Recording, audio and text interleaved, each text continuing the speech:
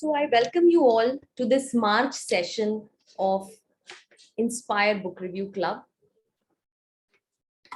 Well, friends, those of you who have joined for the first time, I welcome you once again, and also will introduce you to this system. It's a very open forum of book reviewers, mostly non-fiction, majorly non-fiction, and it's an open platform, free of charges, free of frills and fancies. Anybody and everybody who is interested in reading or listening to reviews is most welcome here. So taking the session ahead, well, in February session, we had two reviews. One was on the 97 major blunders of Nehru. And the second book that was reviewed was Masala Lab, written by Krish Ashok. Well, taking the journey ahead with Inspire, today we have taken a new segment in our review section. The book that is being reviewed first is a plunge into a melodious language, which is considered to be the most logical language across languages on this planet.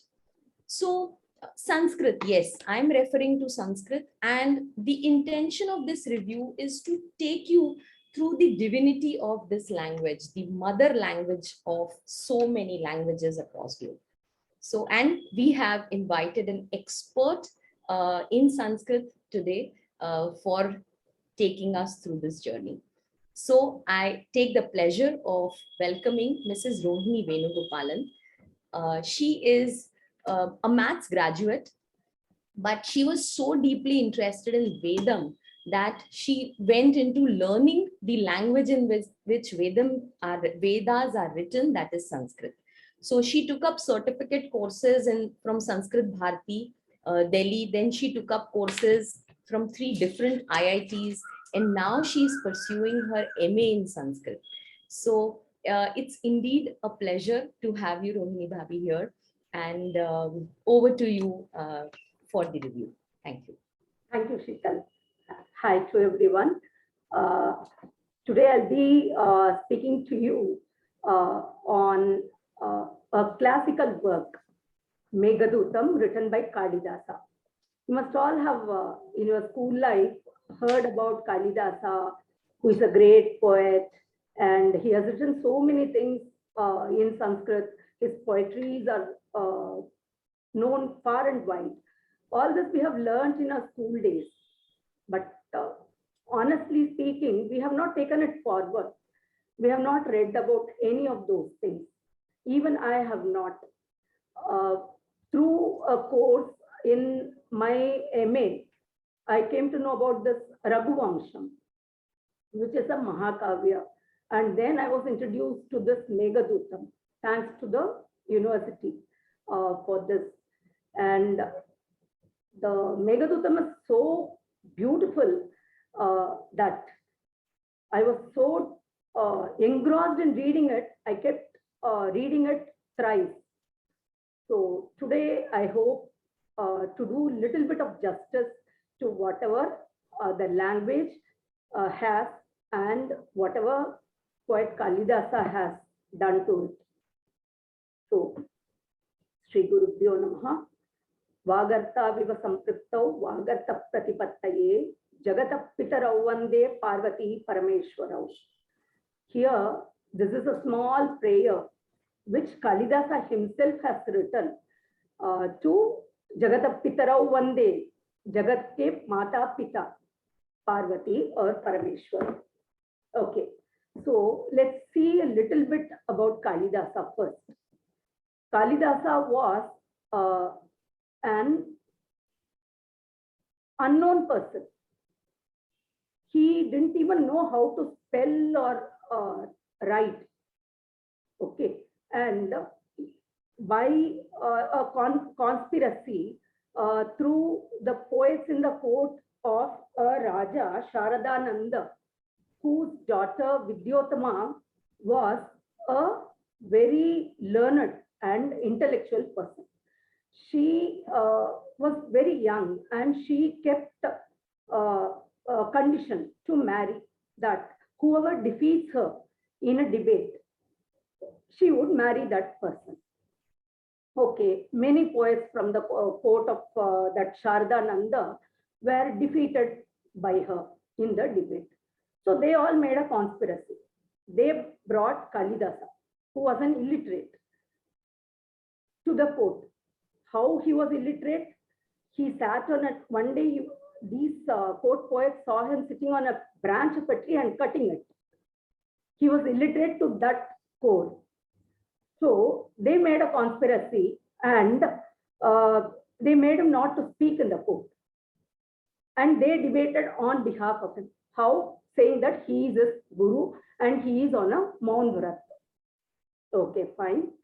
They got Vidyotama defeated and she had to marry this illiterate Kalidasa. And on the first night, they heard the camel making sounds outside the palace. So she was saying Ushtra, Ushtra. And Kalidasa was pronouncing it as Utra, Utra, because he was an illiterate. He couldn't even know how to pronounce it. So she understood that they made fun of her and she started crying and thrown Kalidasa away. Kalidasa got so fed up because during the day he got married with such pomp and everything, and night he was thrown out. So he went to the Kali temple nearby and he was about to commit suicide. At that time, Kali Ma came before him. This is a folklore, actually. Whatever I'm saying is a folklore. She came in front of him and asked him for a boon. He said, I want to become a pandit. So such was his earning from his heart, because he was actually apamanit ho gaye to the core from a new wife. So then Kali offered him the vara and he came back. He came back to the palace. Within few minutes, he came back. And standing outside the door of his wife's room, he asked, Anavrita kapatam dwaram dehi. Meaning, you open the curtained room. It had a dual meaning. I've come here to have relationship with you as a husband and open the door. He answered in duality. Anavrita kapatam dwaram dehi. His wife understood both the meanings. And Vidyotama said, Asti kaschit vak visheshaha. Asti kaschit vak visheshaha. Means there is some vishesha, speciality in his speech. She said, immediately on these three words, he noted down these three words and he wrote 3 kavyas with the first letters. Asti. He started with Asti. The Kumara Sambhava. Kumara Sambhava is a Mahakavya. He used 2 words. One is Asti and Vak to write 2 Mahakavyas and 1 Kanda Kavya with Kaschit. Right? Asti means hair. So this Kumara Sambhava starts with Asti Uttarasyam Dishi Devatatma Himalayo Nama Nagadi Rajaha. Nagadi Rajaha means what? Naga is Parvat. Parvatoka Raja. There is this Himalaya in Uttara Disha, that is in the north. Nama Himalaya करके कुमार संभव महाकाव्य को उन्होंने लिखा. Then वागर्ता view संपृक्तौ वागर्त प्रतिपत्तये. This he started with Raghuvamsham. And the third word Kaschit, he used it for Kaschit Kanta Viraha Guruna Swadikarat Pramattaha, our Kavya Meghaduta. He started this Meghaduta with कश्चित् कांता विरह गुरुणा स्वाधिकारात् प्रमत्तः, स्व अधिकारात् प्रमत्तः मीनिंग अपने अधिकार से छूटा हुआ, प्रमत्तः means प्रमाद किया हुआ, छूटा हुआ करके शुरू किया. He also wrote another Khanda Kavya. He wrote 2 Mahakavyas. One is excuse me.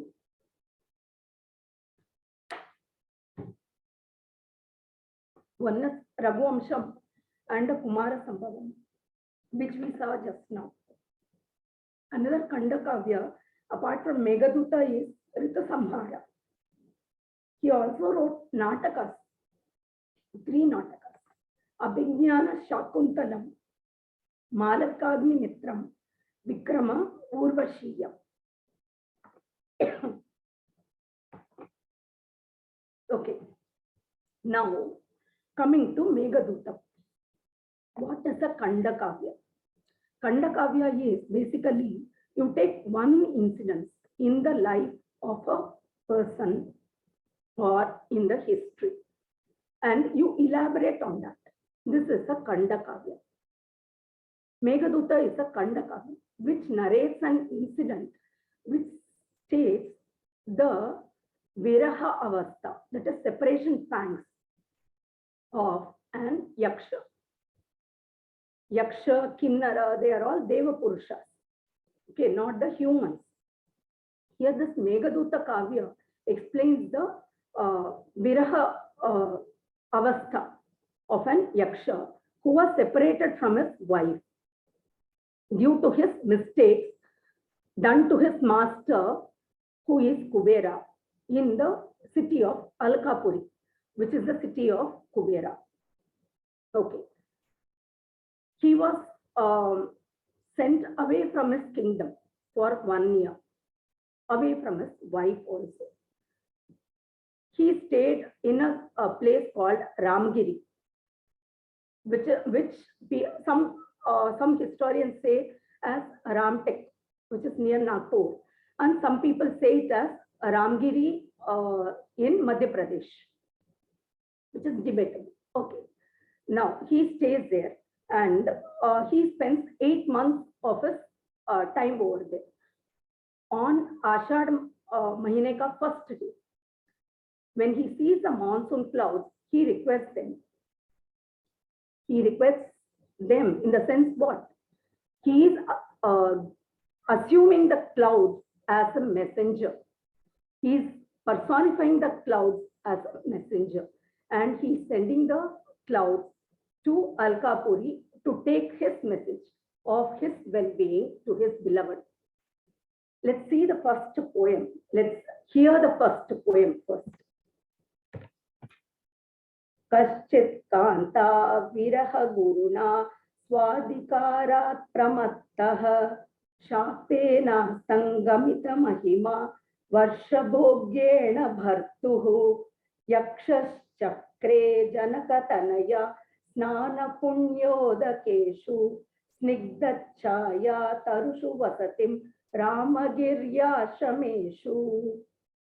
He's saying Kaschit. He's starting the poetry itself with Kaschit. What do you mean by Kaschit? Koi, someone. So on seeing the first letter, its first word itself, we become curious. The readers become curious to know who this fellow is. Kaschit Kanta. Kanta. Kanta is what? Kanta is beloved. Priyatama. In Sanskrit and Hindi, we say Priyatama. Priyatama means what? Beloved se bhi adhik. One who is so close to himself, who is the second soul of himself. Priyatama. He is using the word, not his wife Bharya, but instead he is using the word Kanta here to show that he loves her more than himself. So the poetic usage of the language here, Kaschit, he is creating curiosity in us. Kanta, who is more than me. Viraha Guruna, अपना परिचय दे रहे हैं. Guruna Virah se. महत huge विरह से, separation पैंग से, स्वाधिकारा प्रमत्तः, अपने अधिकार से मैं च्युत हो गया हूँ, means I have come down or I did not fulfill my duties. So what happened? Shapena sangamita mahima, Shapena astangamita mahima, मेरा महिमा, मेरा जो पवर्स है, astangataha. What do you mean by astangataha? They have been gone. All my powers have been removed from me. I've lost. Varsha bhogyena vartu. I am suffering here for 1 year. Varsha bhogyena vartu. Yakshaha chakre vasatim Ramagiryashrameshu. Yakshaha. In the third line, the poet is giving us a clue. Who is undergoing all this? The Yaksha is undergoing this difficulty of staying away from his wife. And this first poetry, in every kavita, first poem or first shloka in every poetry is a Mangalacharan. Mangalacharan is 3 types. One is Ashirvadatma. You give Ashirvada. Another one is Namaskaratma. You pray to the deity. जैसे वागर्ताव्य संप्रक्तो is a namaskaratmak mangalacharan, and ashirvadatmak is not here. And third one is vastu nirdeshak.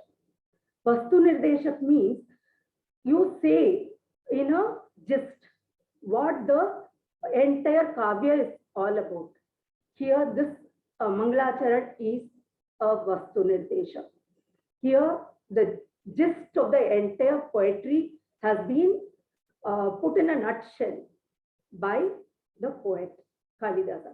This is the brilliance of Kalidasa.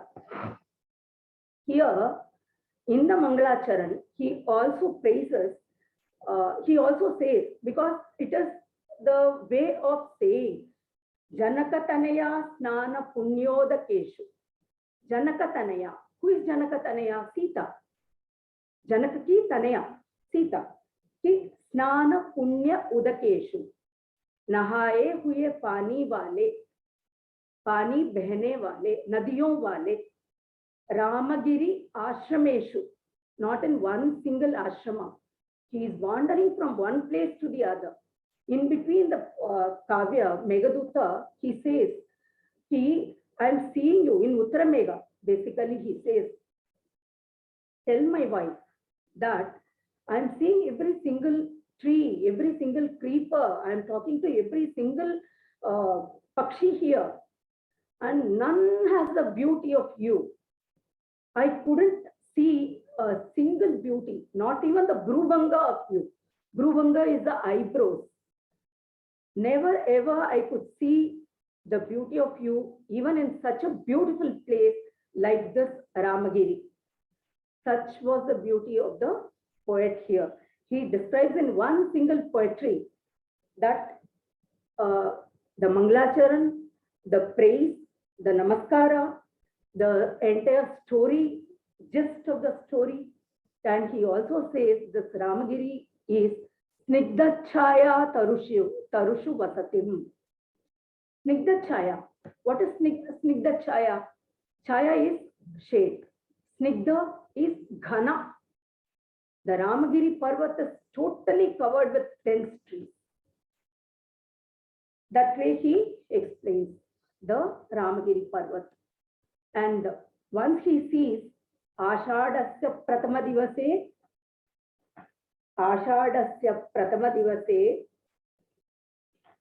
1 minute. Meghamashlishthasanam Vaprakrida Parinatagaja Prekshaniyam Dadarsha. First day of Ashada Mahina, I saw the Megha. Now I am reminded of my wife. What am I to do? I am so full of anguish now. What should I do? He says, Dhumrajyotis Salila Marutam Sannipatakwa Megha means Dhuma. Dhuma is Dhua. Megha. Jyoti. Jyoti is what? Lightning. Salila, water. Marutam, Hava. He has become a scientist now. The clouds are made up of Dhuma, Jyoti, Salila, Marutam. Sannipatakva Megha, tum kaha ho? And Sandesharthaha. I want to send the Sandesh to my wife.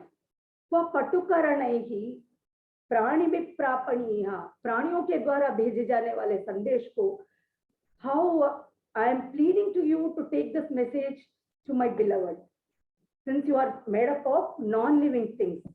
Then he says, kamarta hi prakriti kripana chetana chetaneshu. I am anguished with kama that I couldn't differentiate between chetana achetaneshu. I am not at all able to distinguish between Chetana Vastu and Achetana Vastu, living and non-living. So then he, poet says, Tasya stitva katamapi pura thautuka dhana hetoho antarbashpa chiramanucharo rajarajasya dadyau meghaloke bhavati sukhino pyanyatha vritti chetaha कंटाश्लेष प्रणयिनी जने किम पुनर्दूर संस्थे है. मेघ को देखते ही जो लोग अपने प्रिया के साथ भी रहते हैं वो ही विह्वल हो जाते हैं. कहा मैं पुनर्दूर संस्थे है, किम पुनः, मेरा क्या हाल है. सोचो, I am away from my wife. अंतर्बाष्प चिरमनुचरः, मैं अंदर ही अंदर रो रहा हूं, मैं लड़खड़ा रहा हूं तुम्हें देखकर. मेरी प्रिया की स्थिति कैसे होगी. मेरी स्थिति ऐसी है तो मेरी प्रिया की स्थिति कैसे होगी, ये वो सोचकर बोल रहे हैं. एंड ही सेज कि जैसे ही तुम मेरी प्रिया को देखोगे तो उसको संदेश कैसे दो. प्रियम विधवे, प्रियम अविधवे करके संदेश. अविधवे से क्या समझ में आ रहा है कि your husband is still alive.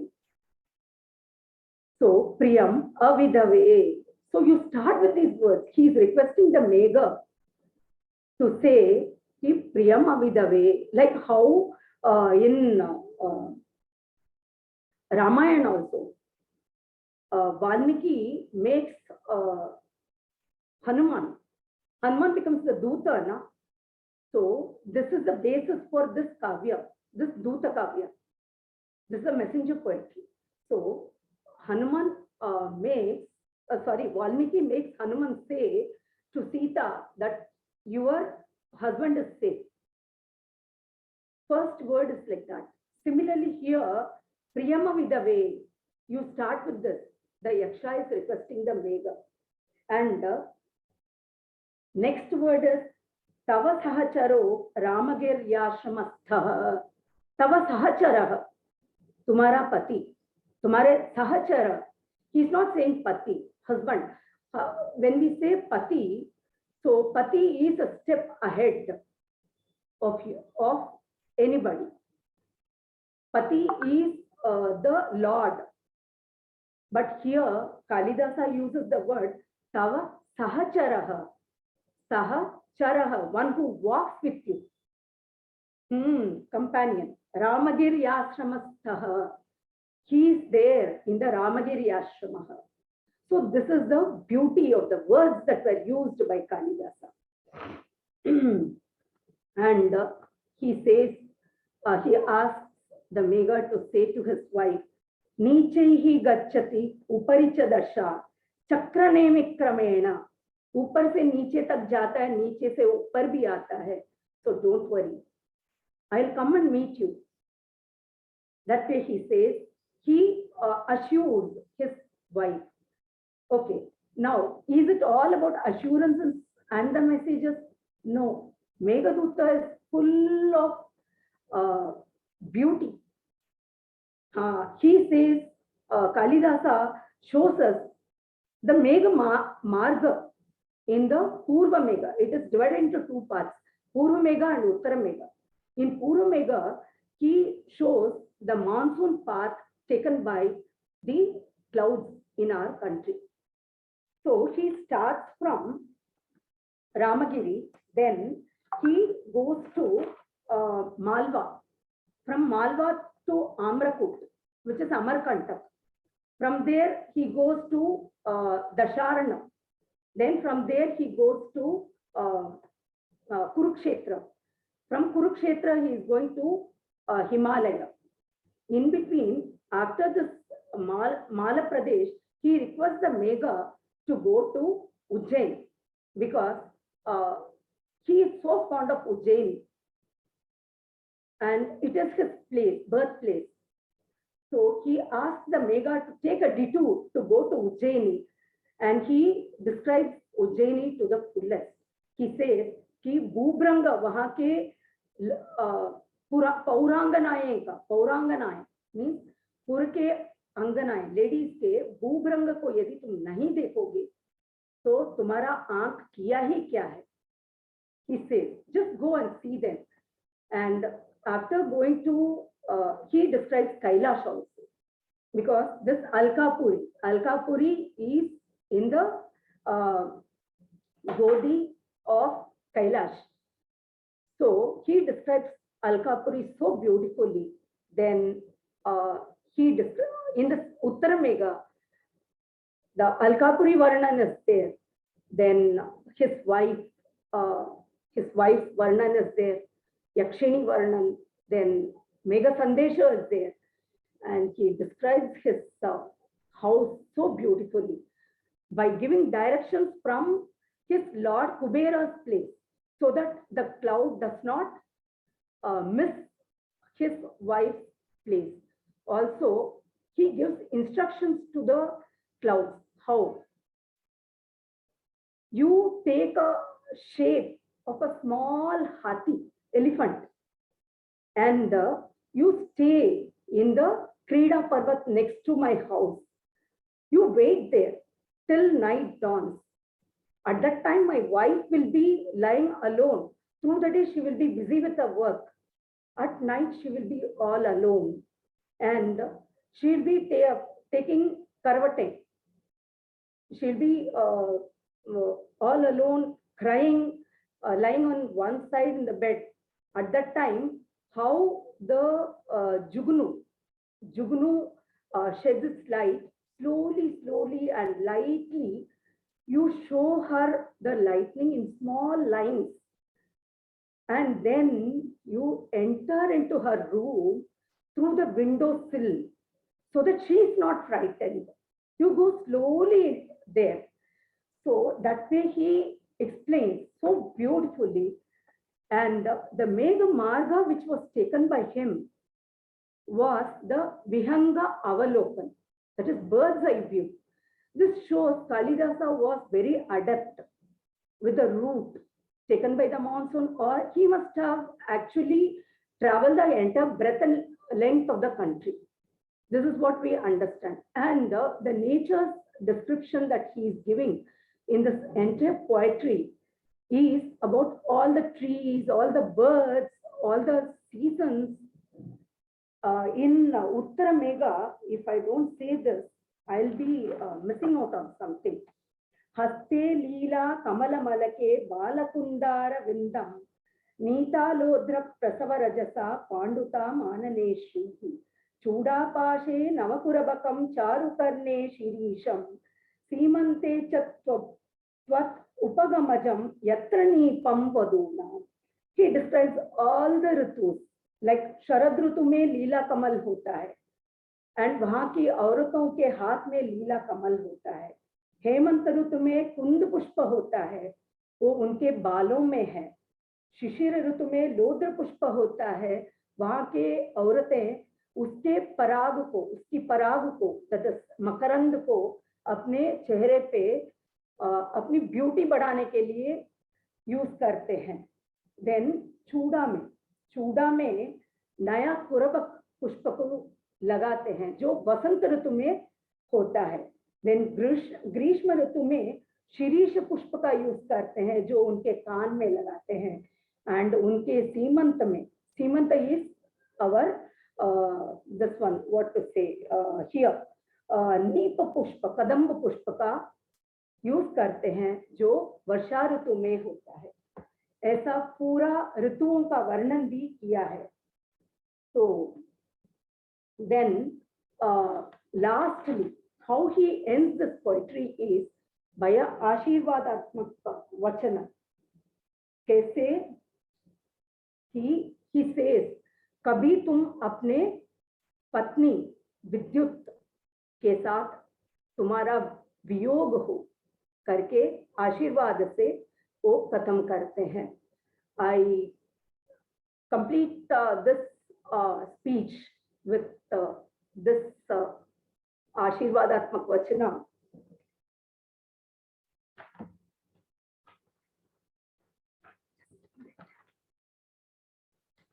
एतत् कृत्वा प्रियमनुचित प्रार्थनावर्तिनो मे सौहार्दाद्वा विदुर इति वा मयि अनुक्रोश बुद्ध्या इष्टान् देशान् जलद विचर प्रावृषा संभृत श्रीः माभूत् एवं क्षणमपि च ते विद्युता विप्रयोगः। श्री गुरुभ्यो नमः। नमस्ते। Thank you everyone. Thank you so much. And I request every one of you, if at all you get a chance to read this classic, please go through it. It's a beauty in itself. No doubt. And we thoroughly enjoyed Rohini Bhabhi. In fact, I wish कि हमारी Sanskrit teacher आपकी तरह melodious होती और आपकी तरह she would have been in love with Sanskrit so much. I think Sanskrit would have been a different language for us today. Thank you so much for doing it so beautifully. I really had imagined it this way exactly, and you gave full justice to it. I really experimented on this forum. For 7 years, we have been reviewing books on content, on lot of brainy gray matter things, but itne melodious, poetic Sanskrit recitation kabhi nahi hua. So thank you for honoring. Thanks everyone. Thank you, Sheetal. Thank you for your gracious spaces. Thank you. Bye. Well, with this wonderful beginning, let's take the session ahead. We have another genius with us, who is Mr. Ashish. So I'll put Ashish on a spotlight. He generally always is in a spotlight. He's a chartered accountant. He's a chartered accountant with 15 plus years of experience. He specializes in financial forensics, fraud detection, insolvency resolution. I understand none of them, but he is an expert who is on different forums, attested, certified by various organizations in these specialties. And if you follow him on social media, you will see that he's a passionate marathon runner. He has consistently raised his endurance and has achieved many benchmarks. So really a pleasure to have you, Ashish. Over to you for your book, which is Gita for Professionals. Thanks for such a generous introduction, Gigi. I don't think so I deserve all that, but those are really kind and warm words coming from your side. Excuse me for a little bit of my throat is little bit off because of all the holy shouting and all. Good evening, everybody out there. So I am generally used to do reviews of balance sheet. So this is completely uncharted territory to me, but nevertheless it's an opportunity, and I just would try to justify the given book review to me, and I hope it brings out some value addition to all the speakers out there. So the book which I am going to review today is Gita for Professionals. Now it is in all fairness of thing that Holi has just been yesterday, and it's connected to Lord Krishna in many ways. So we are in that zone. And Gita, as we know, is the most revered or the most followed book of Hinduism along with the rest of the Vedas, Upanishads, and all. But everybody must have, learned Gita or must have read Gita in terms of only a religious point of view. But there is this book which I am going to review today talks much about how the teachings of Gita can be really helpful to the professionals in their day-to-day life, which I also was not aware. I could not connect, although I come from a family which has a Krishna Bhagwan as their Ishtadev, so we are used to listening to Gita verses and teachings from our grandfather, grandmother, etc. But this book, which is written by Chetan Dalal, he's himself a chartered accountant. I would first of all tell you a little bit about the author. He is a CA, a CFE, that is a fraud examiner, also system auditor. Uh, this guy has uh, got a organization called CDIMS, which is into crime detection in forensics. So this is how I came in touch with the speaker because I myself being a forensic auditor, I was there in one such seminar, and from there only all this started. I came to know about his, uh, while having our professional conversation, he was like, "Do you follow Gita?" Because we were discussing certain case of our forensic audit, where we were discussing how you need to somehow keep yourself very strong and face the odds while doing that audit. So then he referred that for that Gita comes very handy. So I was very amused at that thought, how it can help in this technical topic. But then he introduced me to this book, which is basically written by him. Before this year, he's written all the professional books only. This was the only book he's written out of those professional things. So we have four editions of this book till now. This book was first uh, introduced to the readers in 2012. Later on, due to its popularity, it got refined again and again. So the final version came in the year 2019, that is pre-pandemic. This book is also available in three different languages: English, Hindi, and of course Gujarati. So first of all, I would like to tell you a bit more about what this, before going into the main content of the book. What are the main things we can actually expect out of this book? So I start this with a great saying by one of the greatest ever artists known, which says the greatness of a man is not in how much wealth he acquires, but in his integrity and his ability to affect those around him positively.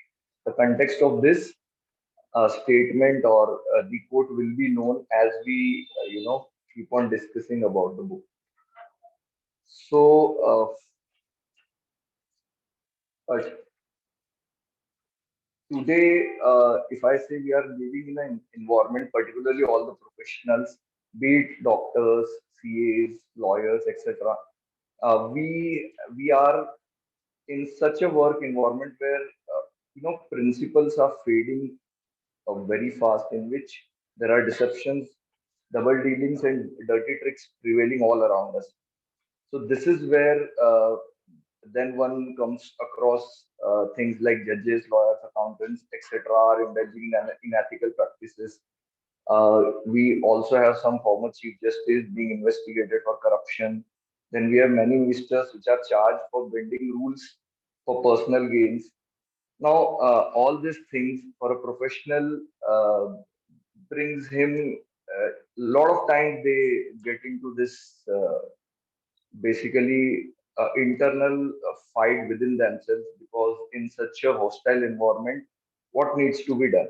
So the most two mythological wars, or what we call epics of Indian mythology, is the war between Rama and Ravana in Ramayana, and the Pandavas and Kauravas in Mahabharata. These are the wars. If we go and uh, get the get deep into it, it's the reason for all the two wars somehow was unethical conduct of one person, which led to a war, and the other person was always fighting for what was right.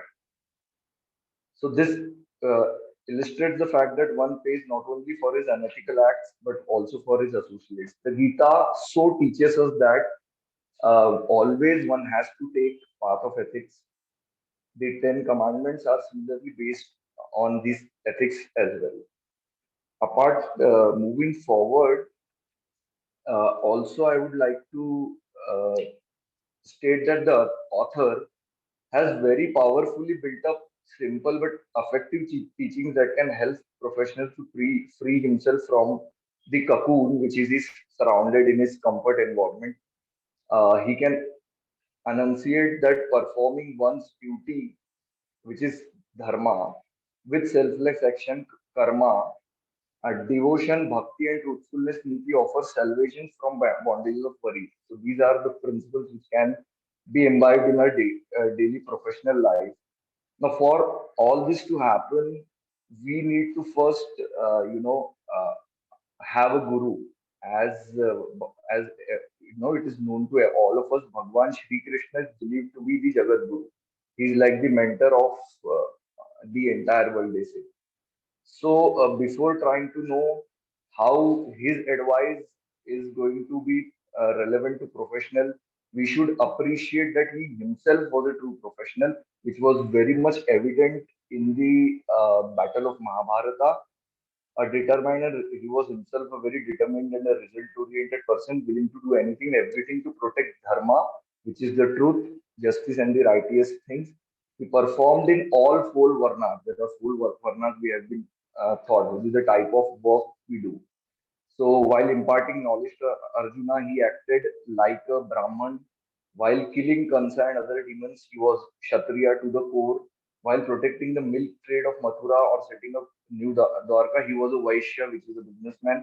And finally, while serving the horses for Arjuna during the war, he acted as a Shudra.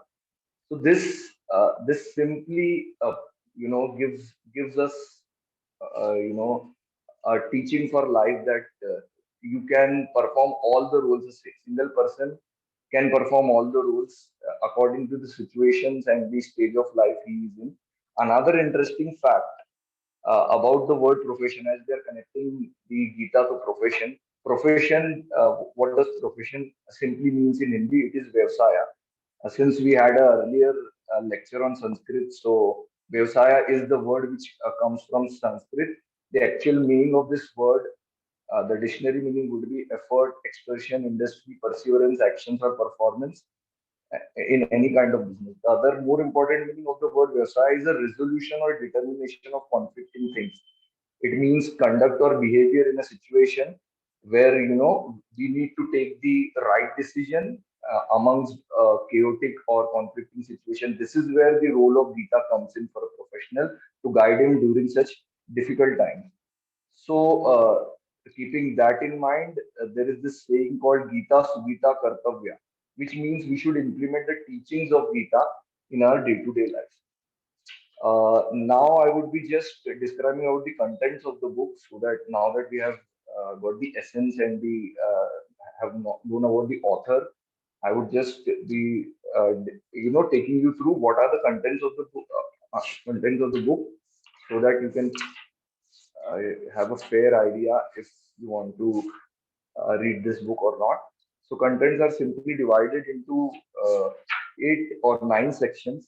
The first one is the Gita and other scriptures. I'll be, telling a little bit about every section going forward. Right now, I'm just giving you a list of the contents. Second one would be relevance to chartered accountants and other professionals amidst the challenges faced by them. Then next is there is a 27 anecdotal case studies which have been dealt in this book of the various situations which has happened during the Mahabharata and from verses and everything, these incidences have been picked up from there, and those have been incorporated to give you meaning or lesson in your day-to-day professional life. So I've selected a few of them to be discussed later. Then we have 13 very important lessons from the Gita for professionals to make their world a better place. Section 5 is self empowerment by reading Gita. Section 6 is certain important lessons for CAs and other professionals. Then section 7 is important concepts and references. Section 8 is immeasurable value of the Gita and other scriptures. And last but not least, powerful teachings of Gita and other scriptures. So, first of all, I will come to the first section, which tells us about the Gita and other scriptures. So, in today's world, we are surrounded by gadgets. So, any particular gadget, you get it online, or whether you pick it up from a store. What is the first thing you do after unboxing the gadget is you pick it up and read the instruction manual which comes with the gadget to know how we can get the best out of that gadget, since it's unknown an entity to us at that point of time. So why this reference of gadget and user manual? Similarly, our lives are like that only. We are experiencing new situations day in and day out. So in our day-to-day life, we just tend to need some kind of a user manual. Maybe this is where, basically user manual, it will do, it will allow us to function it will allow us to get the most out of the gadget, and it will not malfunction. Similarly, our lives, if we want to get more out of our life, and we should not meet with accidents on a regular basis. I'm not talking about road accidents, but emotional traumas and stuffs we go through. Then Gita is one such user manual, which I guess everyone out there knows about it. But in the context of a profession, we never think that Gita is ever going to assist us in that, but it does. So, apart from Gita, we have many other scriptures in our mythology or in our religion, which is a lot of Vedas, Puranas, Upanishads, etc. But Gita is proclaimed to be the quintessential of all of them, and it is also named as the fifth Veda. Many greats like Gandhiji, Rabindranath Tagore, and even eminent foreigners given their own versions of Gita, which provide a colorful kaleidoscope view of the same. And most of you already must be knowing about this, that every time we read Gita, this is my own experience. Even before reading this book, as I have the original, this one big old Gita Granth. Now we have all concise versions, but I have the original script of my grandfather. So in that, my dadi has always used to say, "Go and keep reading it." Whenever, so I always used to tell her that why we have to read it again and again. But now at this stage of my life, I understand that every time you read Gita, it comes up with something new, a new learning which is more relevant to you than ever before. So that is what Gita is all about. It describes the Kurukshetra. Now Kurukshetra is the battle which was fought between Pandavas and Kauravas in Mahabharat, but in our day-to-day life, we are every day in a Kurukshetra, fighting with our inner self and the external situation. So that is where Gita becomes relevant. Why it is important to read than any other scripture, and what will it do to you? So on that count, I would just tell a small story which is mentioned in the book. So there is this farm near a mountain where a grandfather is living with his grandson, and he daily used to read Gita without fail after having his lunch. So, out of curiosity, the grandson once asked, "Why you have to read the same book daily again and again?" So, I don't understand. why this is stupidity to read the same thing again and again. So the grandfather, without arguing or shouting at him, he simply told him to. They were into the business of selling coal, so they had this coal basket to lift the coal. So he gave that basket to his grandson and asked him, "You better take this coal basket to the river and bring the basket full of water for me." So his grandson was surprised why to bring water from a basket and not a bucket. But he wanted to understand why he's been told so. So he went away and got his basket full of water. But on his return journey, all the entire water was all it spilled out, which will because it was not a bucket. So this he did twice and thrice, but every time the result was the same. Even he tried to be faster. So then ultimately, when he was tired, he sat near his grandfather. So he said to his grandfather, "Why did you give this activity to me to do it again and again without any use? Because nothing, I couldn't get the water here." So then the grandfather explained him that look at that basket of the coal. Even if you didn't get the water, but in the process of getting water over and over again, the basket of the coal was clean and pure. So that is what Gita does to you. So that's where the grandfather then explained that's what happens when you read Gita again and again. You might not understand it, you might not remember anything, but when you read it, it will change you from inside and out. So that is what we take away from this small story was. Now moving further, uh, there are three secrets of Gita. The first one is Swadharma Charana. That means one must do one's duty in accordance with one's nature. So whatever you are, you have to perform your duty accordingly. The second one is about hidden self. Every person has two sides to it. One of them is the real self, which is what is visible to the world. The another side is the hidden one, which you tend to not reveal it to the outside world, and that is where the conflict always goes inside you. So that is one more principle which has been touched, or the secret which has been touched in Gita. And third, of course, is the omnipresence of God. So we have to always, that's why Lord Krishna is called Vasudeva, is everywhere. So these are the three secrets, as you read Gita, you can relate to these three things. And one question obviously comes to mind: Is it, is it restricted to only one particular religion? No, it is not. Gita, as I am also into spirituality, so as I follow a kind of spiritual path, I realize that whatever I learned in my spiritual path, it is all included in Gita.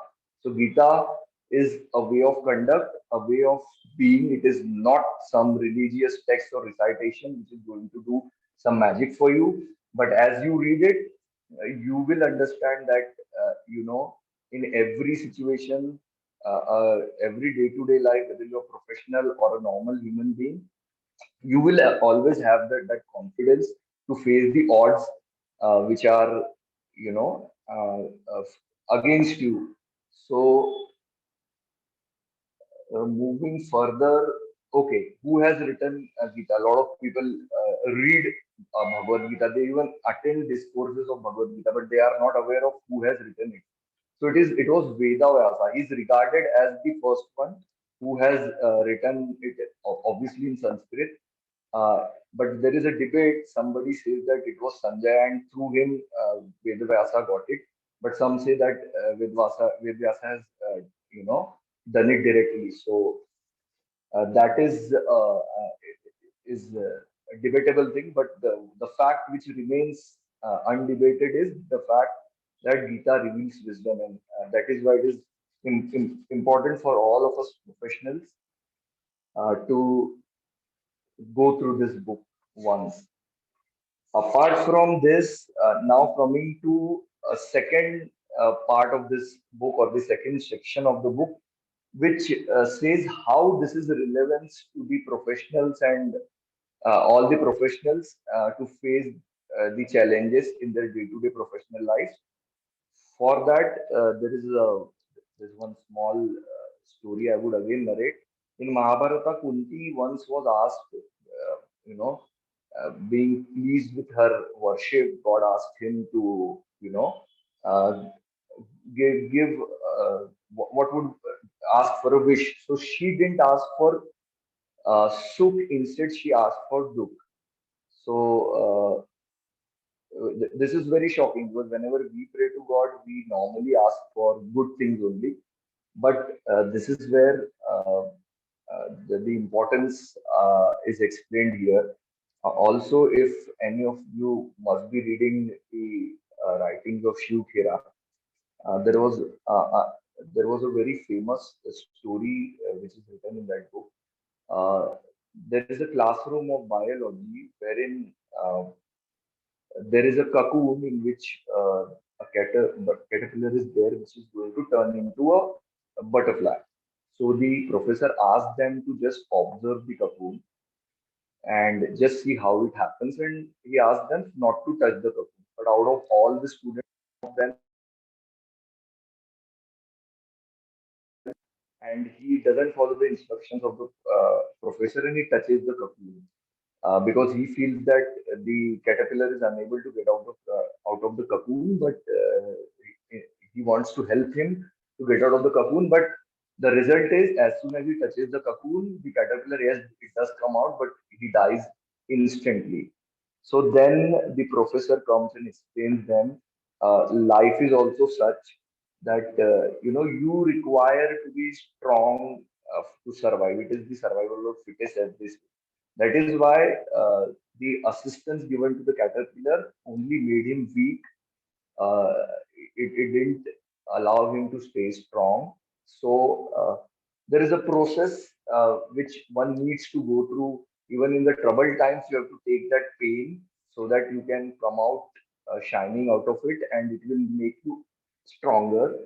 Similarly, is the very much it happens in our life or problem, difficulties, impedance, and obstacle are nothing but stepping stones to success and not stumbling blocks as one normally treats them. This is what this is where Gita comes in picture and helps you in your professional life. So any particular professional has this section particularly deals with different stages of your career, where you first start as a young professional, what kind of challenges you face. Then when you are in a middle age as a professional, what kind of challenges you face. And when you are a senior one, what kind of challenges you face. And at every stage, if you connect your challenges with Gita, it's always going to come and help you through during those times. So some of the serious challenges, which a lot of us will not go in details. I'm just going to read the titles, which most of the professionals face. First of all, is unethical or corrupt business practices and issues of compromise. We, as a professional, face this situation quite often. Then, yes, there is a cutthroat competition in this world where as all of you must be aware of the crab syndrome. That syndrome, it is very much evident in Indian society and any other society. Nobody can see another one going up in the ladder, be it in profession or industry, or even in your, close family circles. So that is one problem we face. Then obviously how to, balance between our professional life, our marriage and business and the partnership which happens, in these things. And most important is generating income, particularly without unethical means and malpractices. So in life there is a correct way and an incorrect way of doing anything. For example, to open any item packed in a plastic wrapper, there is a correct way and easy way to open it. And if you try to open it forcefully, then it will damage whatever is in the packaging. So one can use brute force and attempt to tear it, or one can, do it properly, and it will become a child's play. So this example I said because life is exactly like that. Every problem can be addressed with anger or brute force, or the mind with patience and understanding. The right choice is obviously very clear what will help you more. So moving to the main section of the book, which is, as I mentioned, the 27 different case studies which have been described very beautifully in this book. This is the most important section. So if any one of you gets hand over this book, you have to focus on this section. So each particular story described here starts with a parable, then there is a message, then there is a real life illustration, and what is the symbolic relevance of that situation. So these are the four part. Every story is divided into. So the first one I have picked for today is the story of overconfident and disillusioned bhakt. So bhakt is in today's world, bhakt, when you say bhakt, it immediately gives a political annotation to it, but I will not be using anything like that. But in the real sense, bhakt means a disciple who is a religious uh, person who follows his guru or a teacher. So there has been a bhakt who has been meditating for a long time. He becomes an expert in meditation. He has done all the stages in the meditation, and he will become very, very powerful. So one day he was meditating and a bird was chirping. So he was so angry, he glares at the bird, and the bird immediately turns into ashes. So this guy is like, he feels like very proud about this, that oh, I have got that much power now. See, he has done meditation, acquired certain power, but is it good or bad, he's still not aware of it. So with this power he feels that he has got a great power. Then he moves to next home of his relative for a lunch or something. There also the lady opens the door for him to welcome him, and while serving him, somebody calls him from inside the house. So she leaves in between and went her. So this guy gets angry, and he again thinks that now that this lady has disturbed my uh, uh, you know lunch, I will do the same treatment to her as I did to the bird. So he again stares at the lady, but nothing happens to the lady.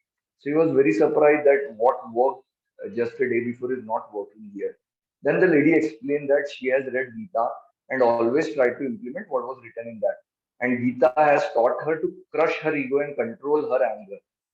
And if that is done, nothing can affect you, nothing external can affect you. So the disciple, after so many years of putting into meditation, clearly knows now, what is the real meaning of power you acquire through meditation.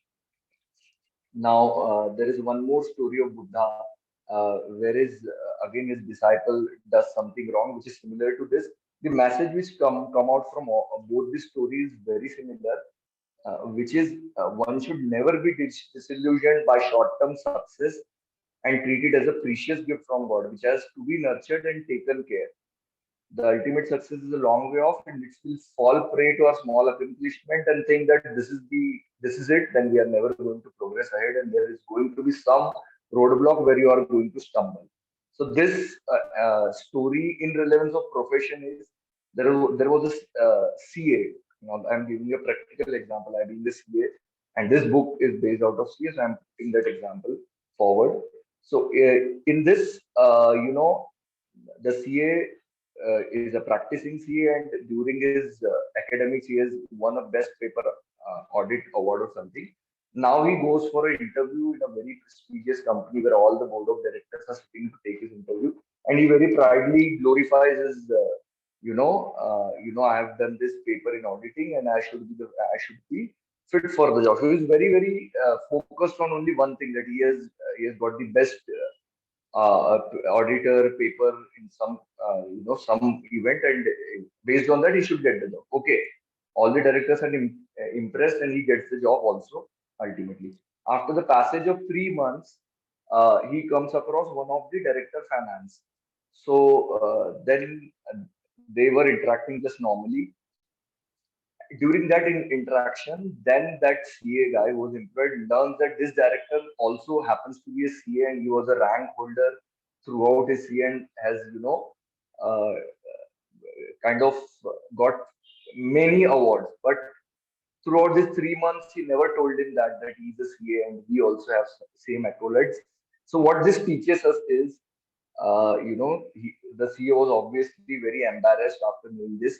So very important learning which comes from this is, you have to be, humble every time. You are a learner. You learning never stop. Once you think that you have learned everything, you cannot progress. So to become a good professional, or for that matter, to become a good artist, and you have to be a good sportsman. One has to be a good human being, and one can become a good human being only through humility. So that is the takeaway from this first one. We move to the next anecdote, which is about Karna, the symbol of generosity and kindness. Many of you must have known about Karna. No, need not explain much about him. There is one part of his legend which I would like to put forward. During the war, uh, Kurukshetra, ultimately when Arjuna and uh, Karna were in front of each other, at that time, one of the bow hit Arjuna and he, fell down. At the same time, Ashwasena, King Ashwasena, was near the chariot of Karna and he was also having an animosity with Arjun. So he tells Karna, I will assist you and let's kill this man.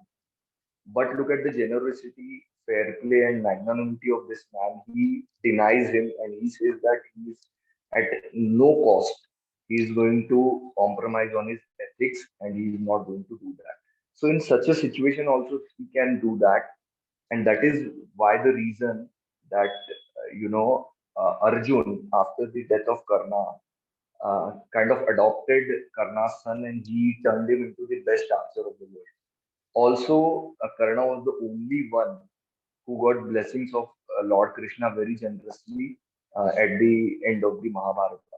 So life is all about. So this anecdote tells us that life is all about giving generosity, fair play, and sportsmanship. Although when in professional world we think only of this cutthroat competition, which is not. It is, you might be getting successful in the short run. You might be enjoying it now, but there will be a time that success will have no meaning, and you will be, falling short of uh, being actually successful in your profession. So that's why fair play, ethics, and good nurtured behavior when in adversities has its own strength, which has to be tried and experienced to be believed in. This is what the I will read one shlok of if I'll get it right or not. कर्मणेय वादिकारस्ते मा फलेषु कदाचन मा कर्म फले हेतु भूर्मा Sadhu Santa Karmani. If you used to follow Mahabharata or watch it on television, this phrase used to come quite often. So it simply means that one should do what one's sense of duty says, irrespective of the circumstances and consequences. Thus, whether it is a friend or a foe that has to be done, must be done. If this is the case, the consequences are bound to be good. This is what this anecdote tells us about. Now, moving to another one, which is yeah, just a second, I'm just getting to it. Yeah, so this is about a Mahatma and the young child with an addiction. This is again a very simple story, which might sound like it is not relevant, but there is this child who gets addiction of jagging. His mother tries time and again to get rid of this vice of his child, but she couldn't. So she finally, as is the case, you then go to a god man or a priest and ask him for the solution. So she went to a Mahatma to seek his advice, and the Mahatma only told him come after 15 days. So she came back again after 15 days. Again, he told him come after another 15 days. Then after that day of 15 days, he asked the lady to bring the child along with him, and then he said to the child, simply be a good boy and don't eat too much jaggery. The lady was perplexed that why it took him 30 days to explain a simple one thing that he should not be eating it. So the Mahatma said that I myself was addicted to jaggery.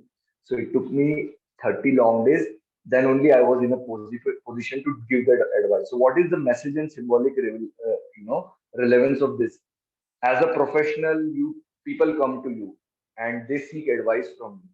So you have to basically advise what you practice. So advice should be given only if one himself prepared to follow it. It should be given to one who, and another important thing, these are again what Gita refers to. And, and and also advice should be given only if it is asked for. Free advice, it has no value. This is very much depicted, uh, you know, uh, in our day-to-day life. While as a CA, I would like to, uh, you know, tell you more, because while we go do our articleship, our bosses tend to, kind of dominate us to do these things and that, those all the things which they themselves are not good at. So how are we going to learn? So that's what the relevance of this was. Moving on to the next study, which is about the legend of Abhimanyu's Chakravyuh. This is very important again. Uh, I will not go into that story because everybody knows that Abhimanyu knew how to get into the Chakravyuh, but he couldn't get out of the Chakravyuh. So the message, what comes for the professionals out of this is half knowledge. A lot of us, in any field, tend to just get into a subject without any knowledge of it, and just by overconfidence we try to deal with this. But half knowledge can be more fatal and dangerous than no knowledge. Professionals must therefore never be half prepared in whatever they do. They are expected to have expertise and full working knowledge of the service they render to. Otherwise they should not offer those service to the clients. This illustration regarding the Abhimanyus is a great symbolic meaning for all the professionals, as I already described. So one should always try and complete their knowledge by constantly, upgrading their knowledge, and you know, be it through books, through seniors, any of the mode, before giving those services to their clients. Now moving on to another one, which is the second last story which I've picked for today's two friends the real ingredients of friendship, tolerance and sacrifice. Believe it or not, friends are also a good part of your professional life, and the kind of circle you have, it totally makes the kind of person you are. So how to deal with such situation? Gita comes in handy here as well. So there were two friends who were walking through a desert. Uh, you know, uh, they were very tired and thirsty. So some arguments happened, and one of the friends tend to slap the another one. And the other friend just doesn't react. He's like he just continues, and they again then go to Oasis, and since they were very hungry, thirsty, the other friend who slapped this one was drinking the water. While drinking that water, he slips into a quicksand and he was about to drown. So this the friend whom he slapped helps him and takes him out of the pond. Oh, okay, one thing I missed is when the first time he slaps, he writes it on the sand, saying that uh, today my best friend slapped me. That was written on the sand. Now, when he helps him survive this, he writes it on a stone and not on the sand. So this friend asks him, "When I did bad to you, you write it on the sand, and now when you did good to me, you are writing it on the stone." So what is the message which comes out? The friend tells me that hurt. The other friend tells the friend that hurt should never be kept in our heart. We should forget it quickly. But good deeds always needs to be carried in our heart. So that is what the message is. Ignore the bad habits, traits in a person, and admire and emulate his good points always. When this is if you will practice it with your friends, with your colleagues, your circle will going to be filled with positive people, and you won't have any negativity there. So now, lastly, coming back to general important aspects of Mahabharata, I'll quickly touch through it. Gigi, are we running out of time? Do we have 5 minutes? We do have Hello. time. We do have time. You Okay. can continue. Okay. Thank you. Okay, so Arjuna was in a very unique situation in Mahabharata, as you all know, because he was fighting against his own family members in the war of Kurukshetra. So, me as a CA, I'm trying to explain this through a CA's angle, because I have been in the shoes of an auditor, more so to be a forensic auditor, a system auditor, various roles where you really need to battle it out with the, you are actually, surrounded by many pressures when handling such, uh, a high intensity and controversial assignments. So this is where, you know, the principles of Gita help you. The first aspect which comes to your help is this is explained through the conduct of five Pandavas. The first aspect is use of righteousness of dharma, which is obviously symbolized by none other than Yudhishthir. Then, once this is established, the next thing a CA has to do is, demonstrate his strength of power, which is symbolized by none other than the Bhim. He's what, aptly describes this thing, this trait. When you do these things, you will uh, gonna face a lot of opposition. So for that, you need to be, need to fight, and that is where Arjun comes. You've been righteous, you've been firm, but still you face resistance. Then fighting is the ultimate thing you have to do for what is right. And in the end, you have to, be also looking up to a mentor like Dronacharya. So the teachings of Gita clearly states that when it comes to any person or wrong, the side of dharma or righteousness, however good or respected, needs to be dealt with as a foe only. So if you follow dharma, then whether it is a friend or a foe, you cannot be blind, and you have to see through clearly and do what is just and right. Therefore, one must wake up to the fact that we are given respect and status by the society as the perceivers of its resources, and we must keep our eyes open and not follow in the footsteps of something like Dhritarashtra. We should always be, not get blind about love towards your dear ones, and try to be, very, try to have justice in your conduct all the time. Second thing which comes out of Kurukshetra is the role of chariots. The war was fought with the chariot. The Lord himself, Vasudeva, was the Sarthi of Arjun's chariot. So the chariot is described as the two wheels of the chariot can be compared to, in my CA terms, to an account keeper and to the account checker, which is the auditor. So we are the auditors, and on the other side is the account checker. Now the horses are that pulls the wheels are actually the multiple transactions. So multiple transaction needs to roll both the wheels together, and the chariot can only move if there is a smooth coordination between these two wheels. So as an auditor, you need to establish those internal, controls in the system so that both these wheels, move smoothly, so that the accounts of the organization are well taken care of. So for the business to be successful in the long run, it needs someone of the caliber of Lord himself again. You need a good Sarthi. So if you are writers, if you follow the teachings of, the Lord himself, you will be able to, carry your business through very smoothly. So these were the main anecdotes I picked out of 27 which were there. You can go through each of them if you get hand over this book, and it is one of the situations definitely going to help you in your day-to-day professional life. Now coming to the next section, which is the section 4 of this book, which gives 13 important lessons about the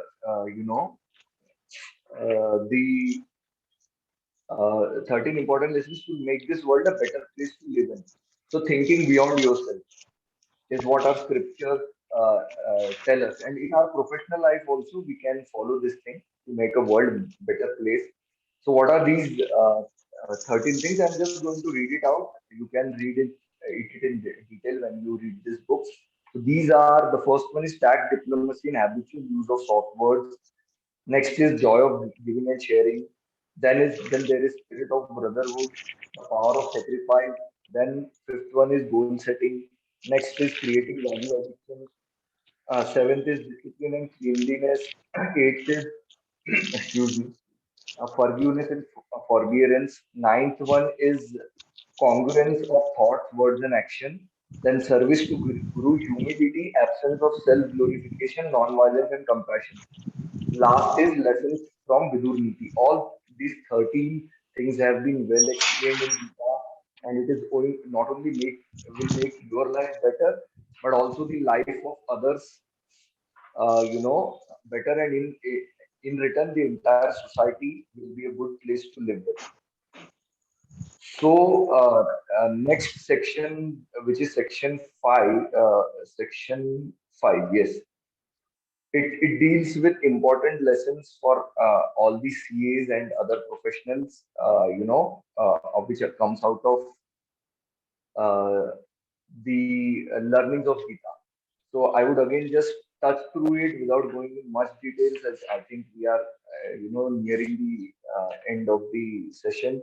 So the first one is perseverance, faith and courage to face challenges, then spirit of brotherhood for a better society, then overcoming emotions to become better professional, finding solutions from within, understanding the power of sacrifice, importance of having a guru. This is very important. Had it not been for Lord Krishna and Mahabharata as a guru to Arjuna, the story would have been quite different. Spirituality and work and life for professionals. This is very important. I would just like to mention about this last point, because you know what, people feel that spirituality is nothing to do with profession. It's just a religious thing. First of all, spirituality has nothing to do religion with the religion. Spirituality is self-awareness and way of looking within, and it's a process of continuous improvement. So this is a biggest learning you can get from Gita, because as I said, I follow spiritual path, but whatever I have learned there, it is already there in this Gita. So I'll just read the important crust of having a spiritual balance in your professional and in your personal and professional life. The all focus in life should always to become a good human being, even in your career focus, doing your work well. Never mind if you don't get deserved promotion or increment, just try to be a good human. There should not be any anger, hatred, or frustration. Money is important, but not everything. So, keeping all this in mind, it is said that Lakshmi selected Vishnu in a Swamvar because he was the only one who did not covet or want her lustily. If you nurture good thoughts, everyone will like you and you will like everyone too. So, the goal of life is not to create a fat bank balance, but to create a storehouse of good wishes and love from all around you. Spirituality is one of the best and perhaps the only method which will bring about a work-life balance and enable you to achieve this. Now to conclude, now to conclude, we are, now to conclude this session, I would, just enlist some takeaways which you can get from this book, which is the Gita for Professionals. The very first one is, as I have mentioned many times, be a very good human being. You have to overcome your anger, always eat sattvic food, learn the art of forgetting, tolerance, and shakti, or the ability to bear and suffer difficult situation is very important as well. Better to do one's own duty, irrespective of whatever the circumstances are. Always meditate. It helps you. Your actions should be selfless. Gifts need to be given to the deserving ones. Treat failures as stepping stone to success. Return love for hatred, evil for good. Experience happiness of others, then apply the principle of feeding others before you eat. And you should always try to make everyone happy. Use good judgment in life. There never was and never can be anything better than that. So these are the 15 most important lessons. I've just read it out because we are short of time. But when you read this book, you can connect how Gita can be helpful in your day-to-day professional life. Ultimately, I would like to end this one with a very interesting uh, thing about you know just a second. It's a very unique, yeah. a very in the appendix of this book, this is mentioned why all the religions are one. I always believe that whatever path you take to God, it reaches to the same superpower. So, how is this relevant is very interestingly explained in this book, which is called as mathematical kaleidoscope that indicates that all religions are one. So we have 26 alphabets in English, which can be sequentially numbered as given below. A to Z, they have numbered it from 1 to 26. So with each alphabet getting a number in chronological order as above, study the sum of the religions and names of a particular religion, and bring down the total to a single digit and see the result for yourself. For example, in Hinduism, Shri Krishna, if we add up the equivalent numerical value of each alphabet, then it ultimately comes down to 9. In Muslim, if we add up Muhammad, it comes down to 9. In Jain, if we add Mahavir, it comes down to 9. In Sikh, if we added up Guru Nanak, it comes down to 9. In Parsi, Zoroastra, if we add it up, it comes down to 9. In Buddhist, Gautam comes down to 9. In Christian, Isa Masiha, it comes down to 9. Each one ends with the number 9. That is nature's creation to show that God is one. So, on that note, I would like to end my session here. One thing I would like to mention is this book is a very limited edition and it's not freely available. It is published by the Bombay Chartered Accountants Society. So I have to struggle to get this copy of mine. But yes, if you happen to be in Mumbai, you can visit their office, which is in New Marine Lines, or you can visit their website and order it. They can courier you as well if they are available. So with this, I thank you all to give me this opportunity, and a special thanks to Sheetal Gigi, because she was the one who encouraged me to do so. Because I am used to PowerPoint presentations and number crunching, but this was something which was very new to me, and I hope I didn't bug you much. And I wish all of you belated, holy greetings. I hope you had a real good, colorful festival, and I still wish well-being for all, because pandemic, although it's over, but we have to still be careful of our health and well-being of not only us but all other around us. Thank you so much.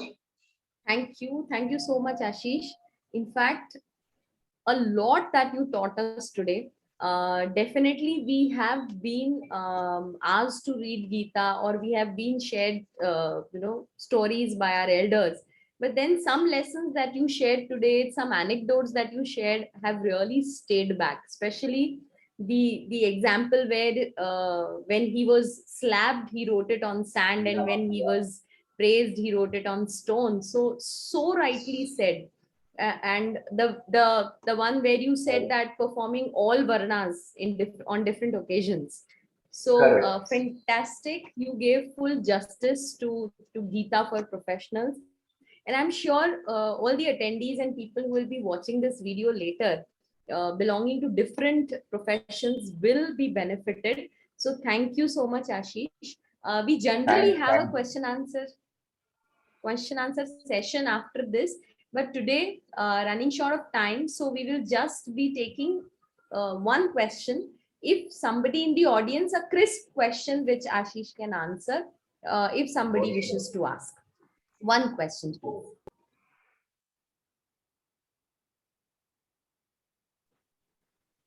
No question. I That think a means lot of questions that have been means I was very answered clear. already. So it means two Yes, things: either absolutely. nobody understood or I was very clear.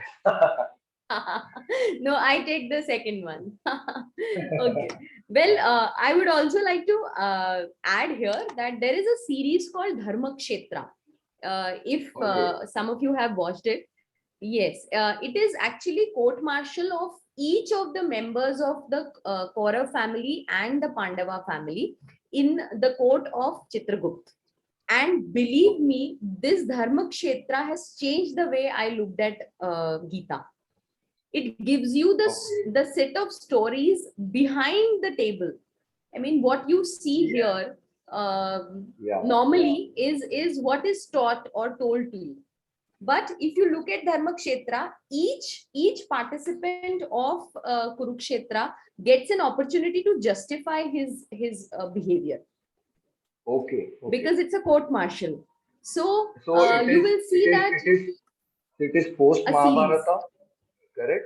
It is Gigi, post so this. Mahabharata, when Correct. everybody Correct. died. When everybody Correct. died, they Yeah. all Yeah. meet Yeah. together at Chitragupt's court, and With there, all their regrets and all. Okay. Correct. I yes, got so it. Chitragupt has the right to stop somebody or ask question or let people ask question to others. You will be floored if you get time. This is available on Netflix. I will Do watch it. definitely like to see. Yes. So one Definitely. episode for each of the participants. So there are, I think, 16 episodes. And the epitome is the one when Krishna comes and justifies his actions. So I'm a huge Wow. fan of Dharmakshetra. Yes. And this has Surely, really made Gita very clear. it's on my So bucket list. with that note, yes, start watching it today, one episode at a time. And believe me, now I find Yudhishthir as good as I find uh, who is that gentleman, all of Arjun. them for that matter. Arjun. Yes, all of them. So I really don't find any of them as villains, neither in the Exactly. Kaurav So family nor in the Pandav family. that is what we always tend to judge people by their conduct, but there are certain things in the way they must have behaved, which is always not known to us. So we should never rush in judging anybody. Yes. Even That is Dushasan what. gets a platform to speak. So when Yeah. Dushasan tells why he did what he did, you will start relating to him as a boy next door. Great. Great. Great. Really. So Duryodhan, Dushasan, all their actions are, talked about very well, and they get a platform to speak. So I think a fantastic session by you, Ashish, and all the applications of the thoughts in Gita for professionals, uh, overwhelming as well, because today somewhere we have become over commercialized, and we True. tend True. to say that sab chalta hai. So wo Yes. sab chalta nahi hai. Gita is more relevant in these times than ever before, I would say. Right, right, Particularly right. the way the the Ukraine Russia war is going on, the pandemic has struck the world. This is the Yes. time when you actually need to keep Gita besides your bedside and read it daily. Perfect. As you brush your teeth, regularly go through one shloka of Gita every single Perfect. day. That's my suggestion to all the viewers. That's a wonderful suggestion. And with that, Yeah. let us call it a day and a wonderful session. So, also, I invite you all for the next session, which is in April, when we will be completing 7 years of inspired journey. Oh So, wow! let us all Congratulations on celebrate. that. Yes, let us all celebrate, and also enjoy book reviews ahead. Thank you so much. Thank you, Ashish. Thank you, Rohini Thank you, Bhabi. Judy. Have a great evening. Same to you. Thank you.